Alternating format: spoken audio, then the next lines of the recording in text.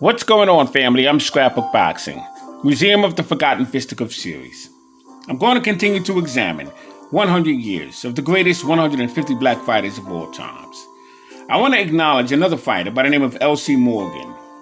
He was born November 15, 1934, in Youngstown, Ohio. He stood 5 foot 8 inches, and he was a welterweight. He was in the ring with fighters such as Nate Jackson and Ludwig Lightburn, Don Jordan, Lynn Flanagan, Henry Toothpick Brown, Ray Greco, who he would defeat in 10 rounds.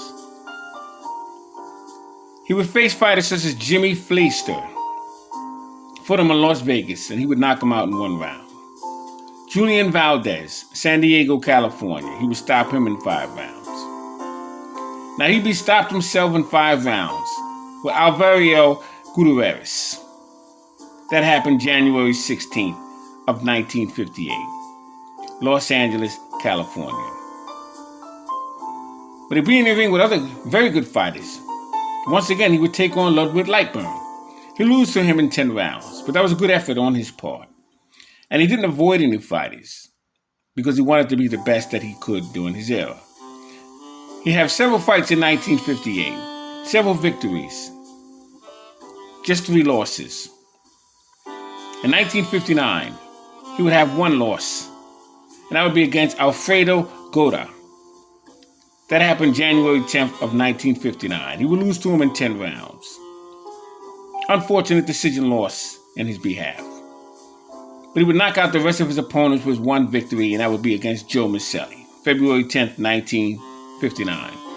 Joe Miceli was a very good name on his record, because he would be in the ring with fighters such as Gene Foreman and many others. So Joe Miceli was a very good fighter during those years. Fought him in Phoenix, Arizona. 1960, he would have several fights. He'd be in the ring once again with Alfredo Gota, and he would lose to him again in 10 rounds, January 16, 1960. And he would take on Ludwig Lightburn once again. He would lose on a technical decision in 9 rounds. Alfredo Gota, he'd be stopped by him in 8 rounds, March 5th, 1960. Be in the ring with Bobby Brown and Charlie Tombstone Smith. Defeat him in 10 rounds. Eddie Perkins would be a junior welterweight champion. Fought him January 12th, 1961 in Los Angeles, California. He would defeat him in 10 rounds. Be in the ring with Willie Morden, February 9th, 1961. Los Angeles, California. He would defeat him in 12 rounds. He would have very good victories under his belt. So I just want to acknowledge L.C. Morgan. Had it not been for the names that are already on this list, and some names that have already been selected, he would have been placed on there as well. Did very well for his era. Very good fighter. More of a lightweight than a welterweight, but he fought in the welterweight class. Shout out to L.C. Morgan.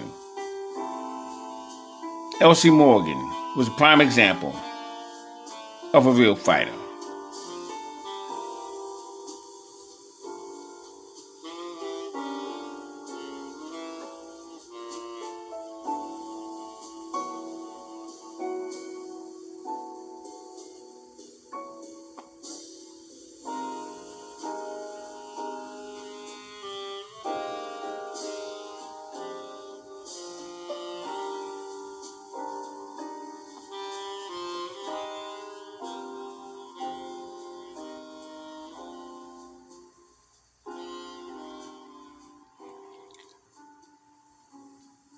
One other name that I want to mention on L.C. Morgan's record was Luis Rodriguez, who would become a welterweight champion.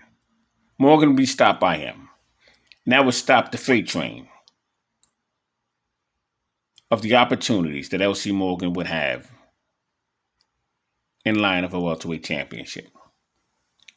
Scrapbook Boxing Museum of the Forgotten Fisticuff series. On behalf of Curtis Anderson and myself, we want to salute L.C. Morgan. Fascinating little fighter he was.